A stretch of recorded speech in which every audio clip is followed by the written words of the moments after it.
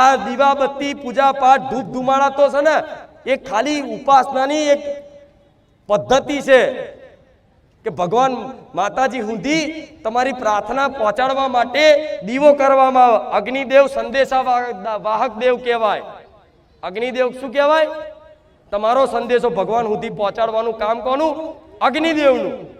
પેલા હવનો કરતા રાક્ષસોના ત્રાહિમામથી તો ઋષિ મુનિ હવન કરા અને એવી આહુતિઓ આલે અગ્નિની જ્વાલા એવી ઊંચી ઊંચી થાય અને જ્વાલાથી એ મંત્રોના પ્રભાવથી અગ્નિદેવ ભગવાન સુધી સંદેશો પહોંચાડે કે આ જગ્યાએ તમારું સ્મરણ થાય, તમારું હવન થાય છે, ભગવાન જાઓ તમે. લગ્નમાં બે ફેરા ફરતા હોય ત્યારે અગ્નિની સાક્ષી, મરી જાય તોય અગ્નિની સાક્ષી. આ શું ખોટું? કોઈ ખારો પ્રસંગ હોય, ઘર નવું હોય તોય અગ્નિદેવને પ્રગટાવવા પડે, બિરાજમાન કરવા પડે. તો અગ્નિદેવ શું છે? સંદેશાવાહક દેવ છે.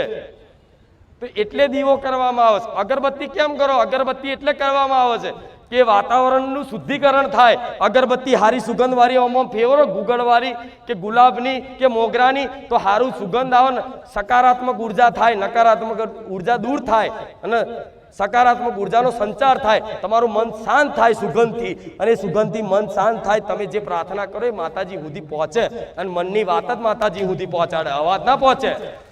આ શું ખોટું? ગુગળનું ધૂપ શેના માટે છે? માતાજીને કરવા અંદર. ગુગળનું ધૂપ શું માતાજીને સુગંધિત કરીએ કે?